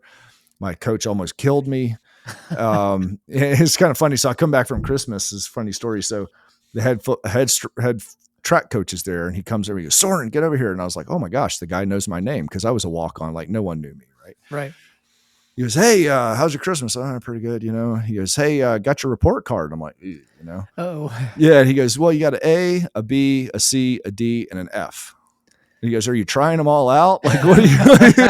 And I go, well, yeah, you know, not too good. He goes, listen. And this was probably the first conversation I've ever had with an adult it was probably one of the most important conversations still in my life. And he said, listen, we didn't recruit you to come here. He goes, your teammates seem to like you. The coaches say you're a pretty nice guy. You're a hardworking kid. I know your dad was a good thrower here, so you have some genetic potential probably. He goes, but we didn't recruit you. He goes, you weren't someone we accounted for.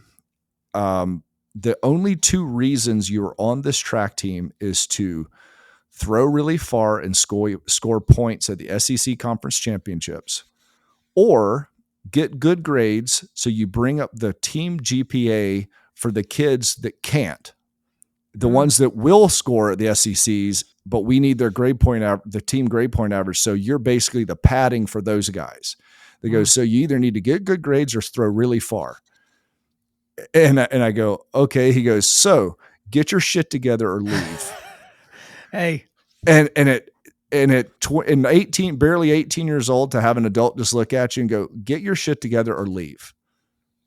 And I went, oh, I mean, it was a punch to the chest that I'd never had. Everyone had babied it. Everyone was, you're a nice guy, blah, blah, blah, blah. And I always knew how to kind of get around it. And he just said, here is your criteria. Here is your value. You do this, or I don't care if the other girls on the team think you're cute and the guys think you're a nice guy. That is not valuable to me in the least.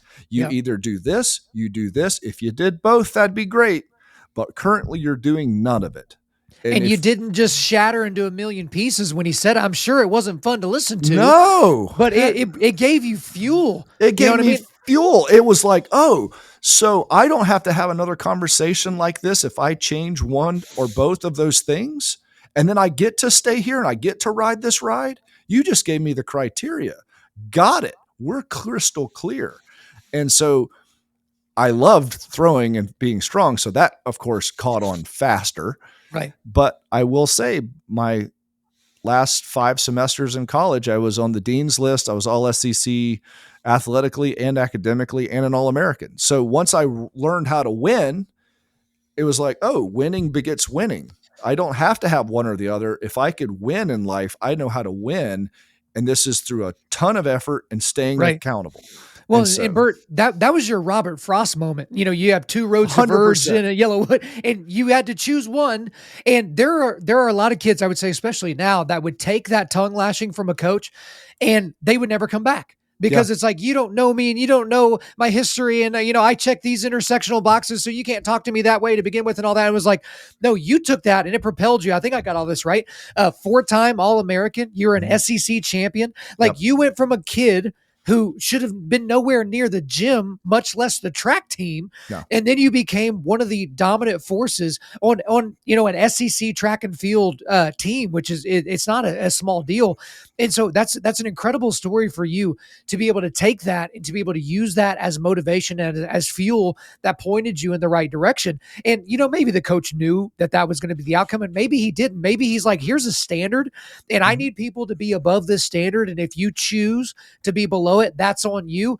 Hey, I set the rules, but I don't get to choose whether or not you follow them. Like that. That's just basically the way you did it. Yes, you're 100% right. And I talked to him later and he laughed. He was like, yeah, I didn't really see you turning out the way you did kind of thing, Yeah. But the awesome part, and I've thanked him every time I've seen him in the last 25 years, I go, that one sentence, and I'm literally, that being said, I'm probably going to write it in my office right in front of my desk because that still applies.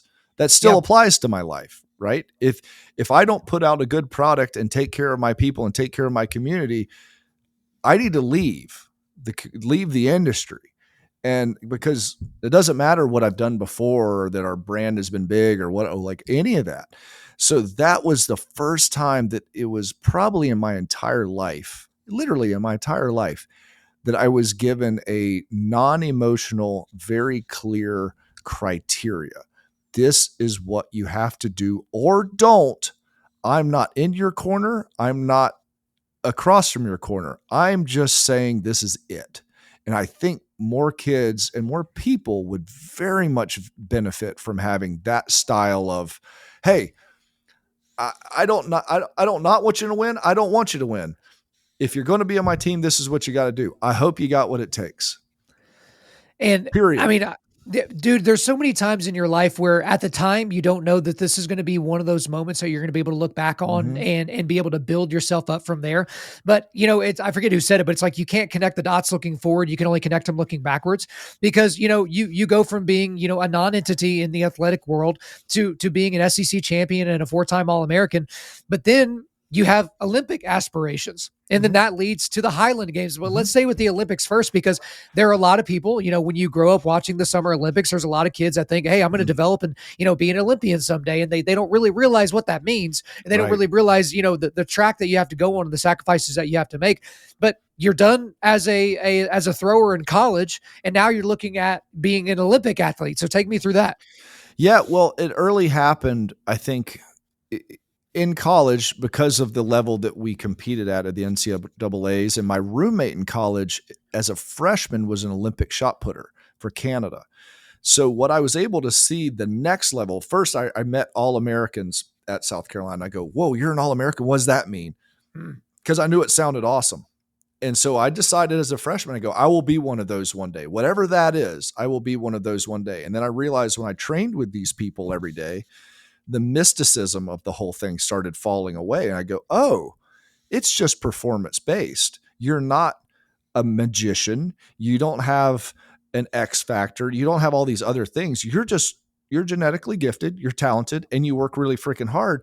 But if I outwork you every day in the weight room and every day in the field and I out effort you, I could catch up. I could eventually catch up. So my first goal was be All-American. First goal was score at the SEC. Then it was go to the NCAA. Then it was be an All-American. And I would just chip off these waypoints. And then while I was doing that, I was living with an Olympian and there were other Olympians on my team. So that I want to go, oh, so Olympians aren't just those things we watched on TV when we were kids, these magicians, these super, super freaks. Now, are they super freaky? Yeah, in the grand scheme of things, but sometimes ignorance is bliss and it's better to be a little delusional. And I go, wow, I see Brad Snyder every day. We're roommates. I gave him a ride to class every day.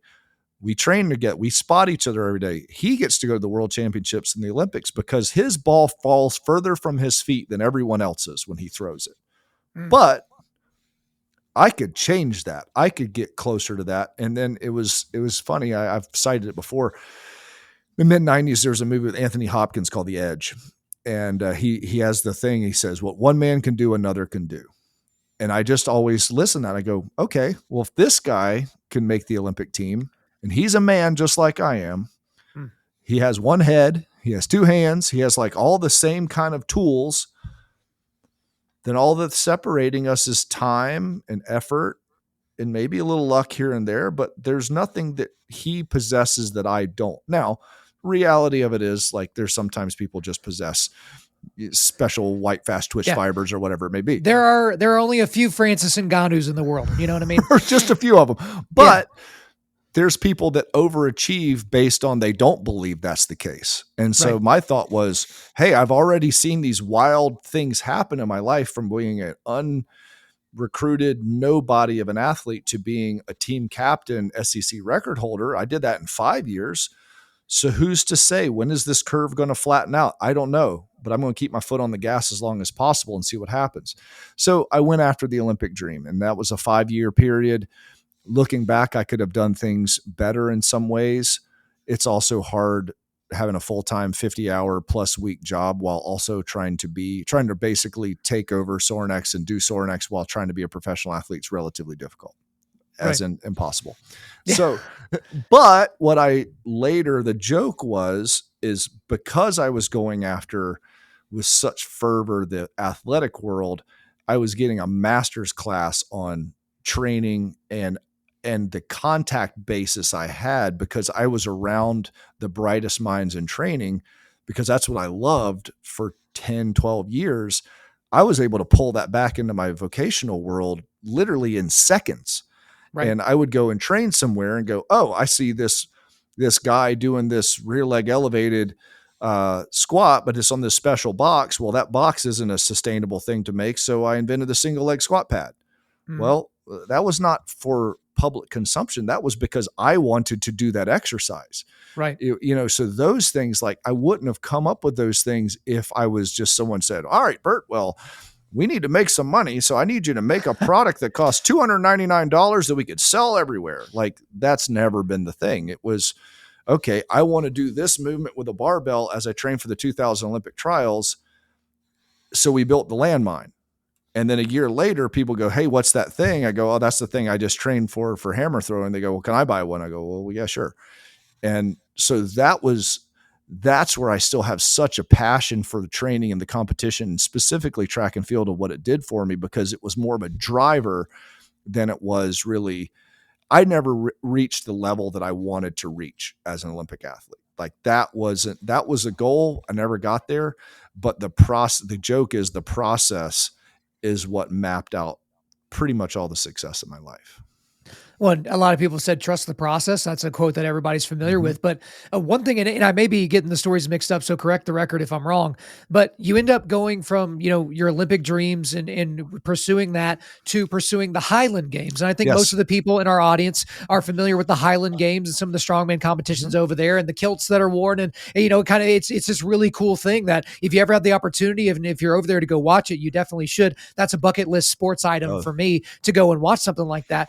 But yeah, I think I remember this right, but I think you were competing in the Highland Games and then you were being introduced to somebody else, or some conversation was happening and you were introduced as, yeah, this guy would be pretty good if he tried.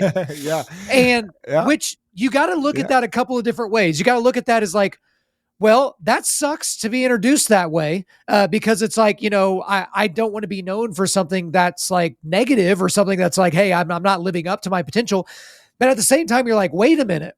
This guy saw enough in me to kind of like rib me a little bit, to be like, yeah, if this jackwagon would actually like treat this like it's a real thing, he could be world class. So do I have that story pretty well straight? That's pretty darn close. It was KC Cummins at the Savannah Games. And so I got out of out of Olympic track and field, and I'd done a couple Highland Games because they were kind of fun. I do them like in the fall, and like, they're cool. They're throwing. I'd train for like a week beforehand just to get familiar with the implements. I'd go to the game. I'd have fun. I'd do one, boom, be done. It was a cross training. Well, afterwards, after I retired after 2004 Olympic trials, I think in 2005, I was like, I want to try some games again. So I went to a couple of games. I kept getting second in the overall. I'd break like 2 or 3 field records and, like, of course, like the hammer throw and things like that. And then I would get my butt handed to me on 2 or 3 events that I didn't practice and I didn't train. But I always would get second. And I would go, whatever. I don't really practice this. Like, it's kind of fun. And I went to this game, and I think I got second at that one as well. And I taught the athletic director, was Casey Cummins, and he goes, oh, hey, I said, hey, my name is BERT SORIN. It's nice to be here. Thank you so much for having me. He goes, oh, you're Soren. I go, yeah. He goes, oh, you're the one they said would be good if you would try. And I was just like, wait, what? So yes, there was that part in there. It goes, oh, cool. People think I would be good and I'm good enough. That's cool, comma, if I would try. And it stung so badly, because I go, wow, I've made a brand for myself unknowingly, that I'm the guy who doesn't try and who I'm talented and I'm wasting my talent. And I was like, okay. And so I asked him that day, I said, what's the big game that everyone wants to go to in this sport? He goes, well, this year it's North versus South. So he goes, we pick a team of 5 people in the North or the South to go against 5 people from the North. We have a big shootout in Louisiana and it switches places. And I go, how do I get on that team? And he goes, well, it's picked by me, but you have to be dominant, blah, blah, blah. Here's your marks. And I said, what marks do I have to have? And he goes, well, I said, gotcha. I'm going to keep up with you. And I went home and I was on fire because I couldn't get that out of my head. You're the guy that would be good if you would try. And I was 57th in the nation that week. And I literally every day I would every single day I would take the database, the national database, and I would find what event I was worst at. And that's when I came up with the terminology I called a hunt weakness. And I hunted my weakness. And I would find, what am I worst at? What mark will it take to get in the top 10? And I would write that down and I would go out and practice and do everything I possibly could until my implement would go past the top 10 number. Yeah. And I would go and I would just pick it off. I would pick off my weaknesses constantly and I would self-assess and pick my weaknesses.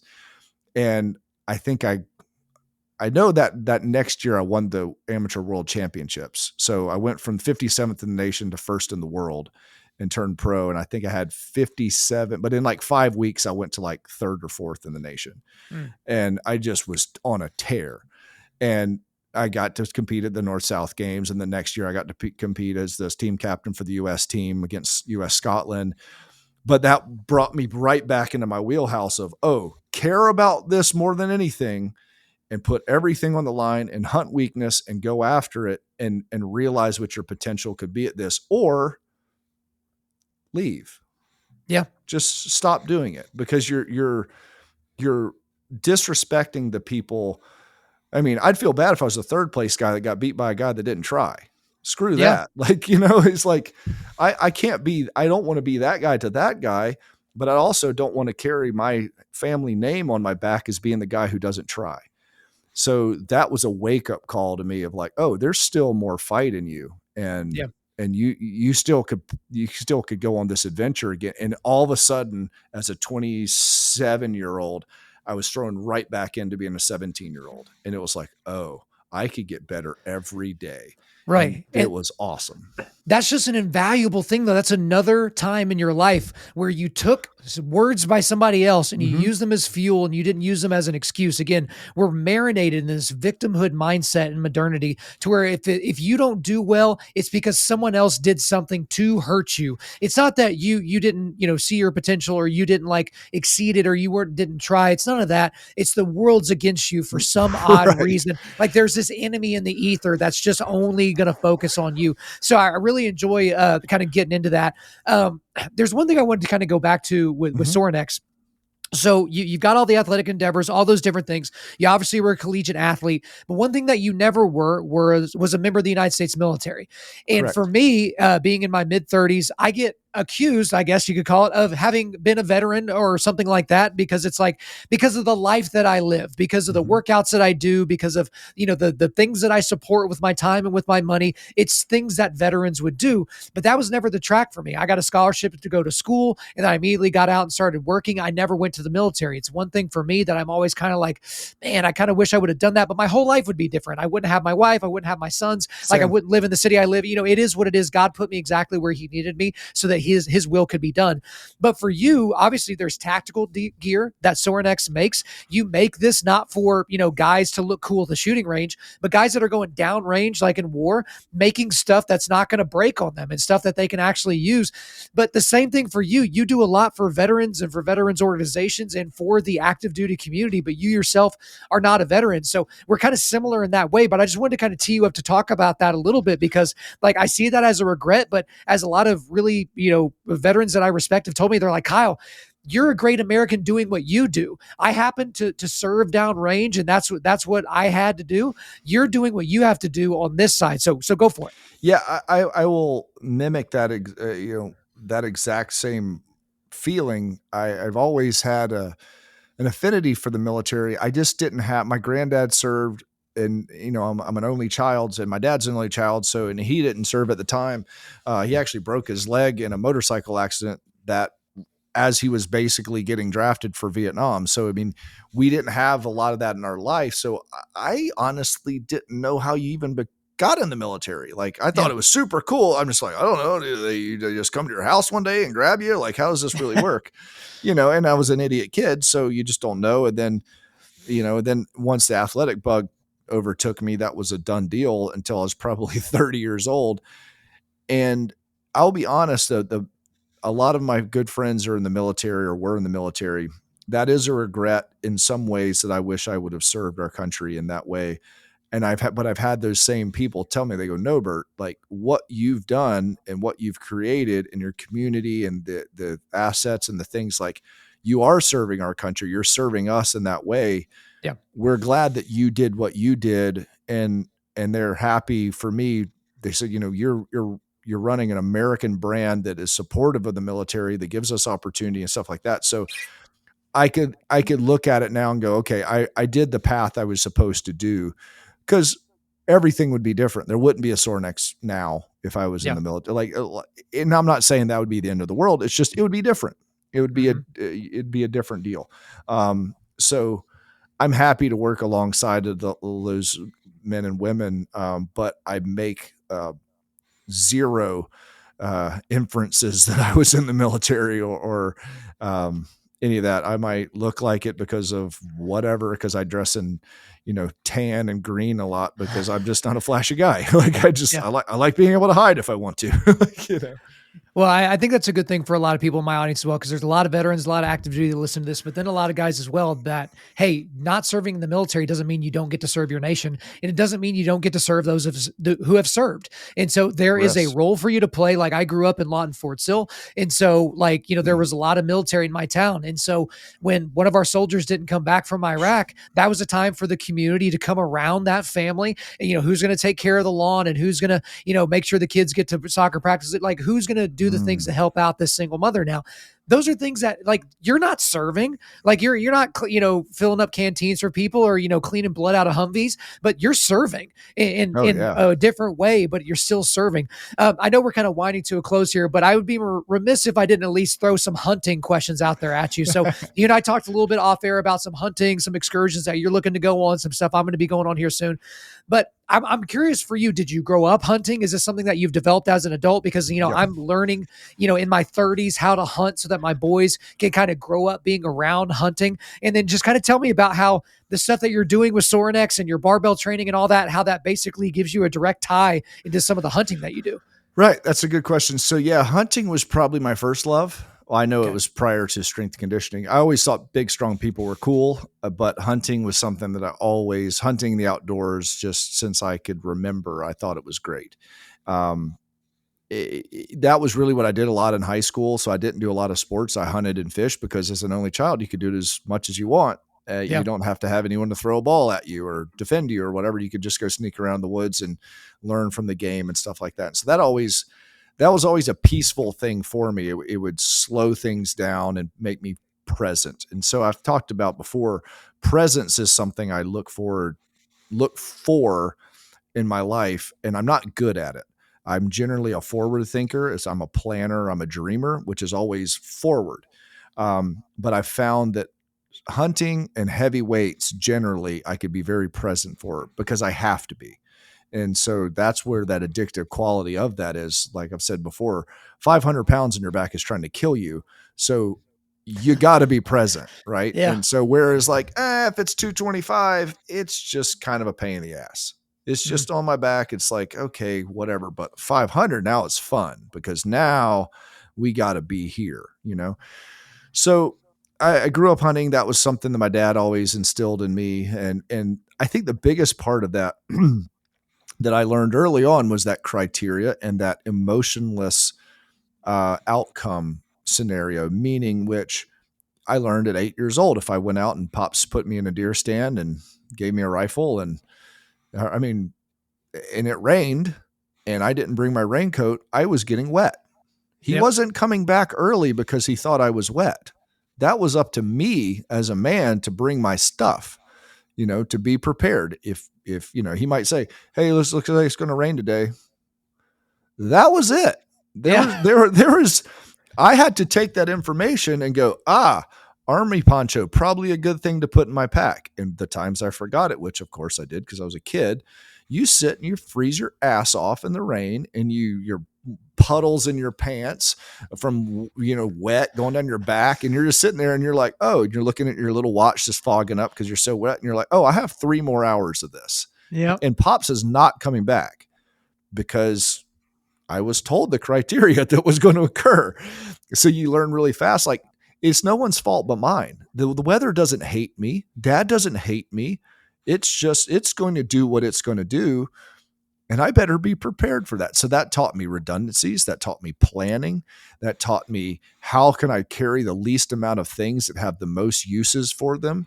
So then you start thinking divergently of the whole idea of what can use something for what it can be, not for what it allegedly is.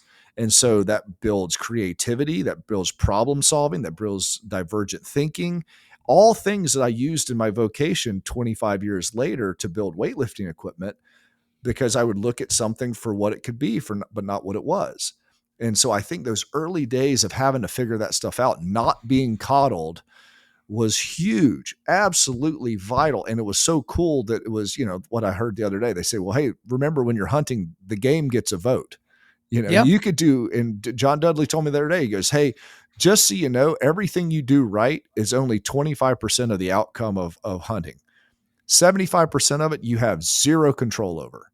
So if you look at it, you go, okay, if I only get 25% to maybe make this work, give yourself the highest probability. You better be dialed in those 25%, because in that 75%, it's weather, it's the game. Maybe that deer just decided not to walk that way today. You didn't do anything wrong. He just didn't decide to go that way.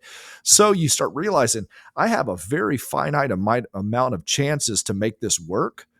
So if that's the case, I better be dialed, because I don't want to piss a chance down my leg because I didn't have my stuff together. And now all of a sudden my success potential goes to 10% versus 25 because I wasn't put my stuff together.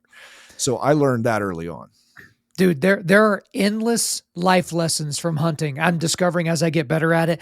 And just you learn a lot from your failures as well. And also, every time I'm about to take a shot, I think of that one animal that I wounded and never found. I think about that animal more often than I probably should, but that always makes me, okay, got to make sure I've got my rifle ready to go, that it's clean, that I'm sighted in, that I don't rush my shot. If I don't have a good shot, I don't take the shot. Like, I'm not going to try to get lucky because I wounded an animal because I rushed a shot. We never found it. And that animal probably met a very, very painful and long demise. And that's my fault. And so that's just one lesson. But imagine learning those lessons as a kid, and you're not going to be able to maybe connect the dots to that one time when you're in the deer stand getting wet, to you preparing for a meeting before you walk into it when you're 45. But man, it's just there. It's a part of who you are as a person. Right. So I'm a big time advocate for people getting into that and building that out, especially if you have, kids that you want to get into that as well. Mm-hmm. But Bert, we could talk about a whole lot more stuff, but there's a segment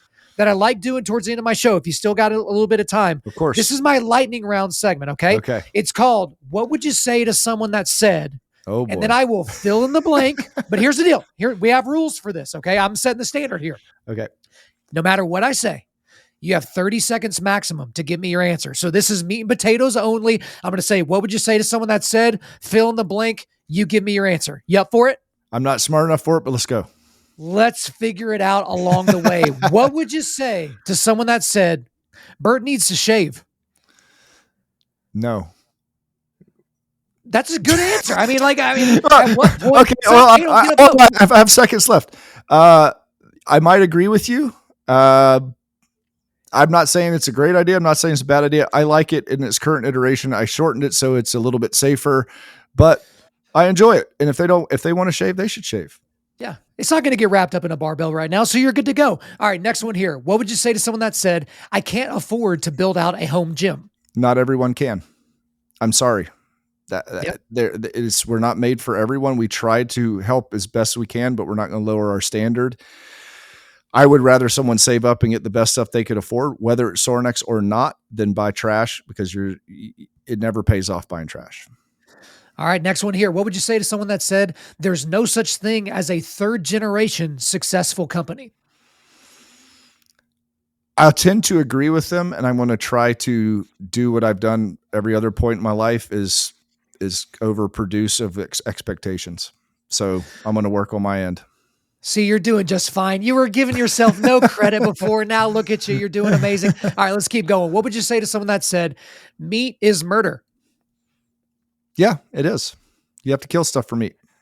And it, depending on how you choose to call murder, you could be part of the life cycle. I'm a part of the life cycle. I have a set of emotional abilities as well as skill sets that allow me to be a part of that process closer to the source than most people. But if you eat meat in any way or buy any type of leather, you're a hypocrite. You're part of the cycle, whether you want to be or not. What would you say to someone that said, I would work out, but I'm afraid of getting hurt?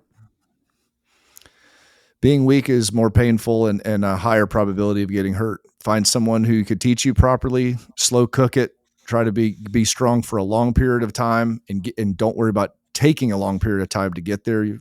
If you can move the ball 1 inch down the road every day, you're moving the right direction. All right, a few more left. What would you say to someone that said, Americans shouldn't be allowed to compete in the Highland Games? It's for Scots only. I know you've heard that before. Yeah. Well, I will say Americans are really good at it, though. Yeah. They do say that. Well, I think the sport dies if it only stays in one country. And I think Americans have done a lot to promote that whole sport. And we let the Scots in the Greek Olympics. So, hey, and look at it this way. Imagine if Americans didn't let anybody else play baseball. Like, think of all the great Dominican, Cuban, Japanese players that we've had. Like, it would be silly to basically the majority of the Major League Baseball are from those other countries. So yeah, they're really good at it. Yeah, it wipes out a lot of Cooperstown. All right, a couple more left. What would you say to someone that said, you shouldn't strength train after the age of 40? It's too dangerous. I would say that's the most important time in your life to strength train. That is when you're going to have the most benefits over what your basal level of fitness and strength would be. I think you could change more things at your life at 40 and above, and you could be stronger actually than any other time in your life. At 40 and above, you had the most benefits you'll ever have strength training. You're missing the boat completely if you don't do it. All right, Bert, we've been everywhere in this conversation. I got one question left for you. What would you say to someone that said, I'm just too busy to exercise? Cut something else out of your life. You're not prioritizing. Bert, that is my bugaboo for people. You have guys that are like, oh, I've got a family, I've got a business, whatever. I can't really work out right now. Well, it's like, okay, you're getting the time now, but you're deleting 10 years off the end of your life, assuming you don't get hit by a bus or attacked by a pack of wolves. So as long as you're okay with that, that trade, go for it. Yeah, that's exactly what it is. It's a quality trade. And I haven't really got to train too much in the last month because I've been hunting. And if I haven't been hunting, I've been working. If I haven't been working, I've been spending time with my family and sleeping. I prioritized, but I know that next week I'm starting hardcore again because I trained up for this part of the season and I knew I could coast it during that time because when you sleep 5 hours a night for 50 straight days, it's, probably an additional stressor of heavy squats isn't a great plan.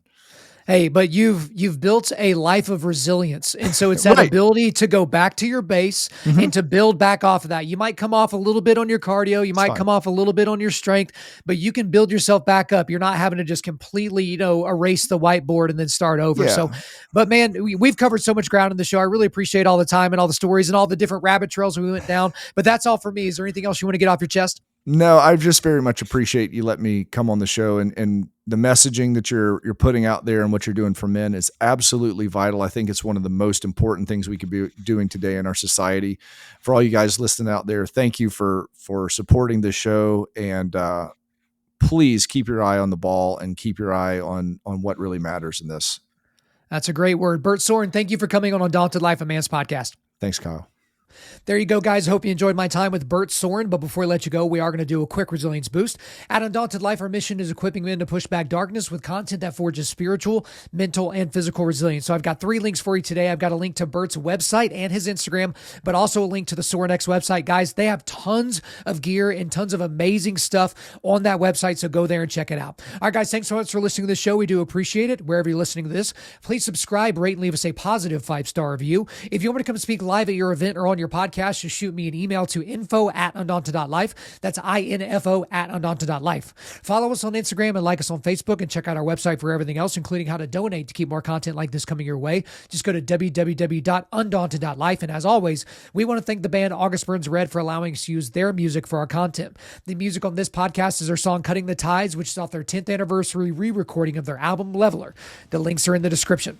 I'm your host, Kyle Thompson. Remember, keep pushing back darkness, keep forging spiritual, mental, and physical resilience, keep seeking the Lion of Judah.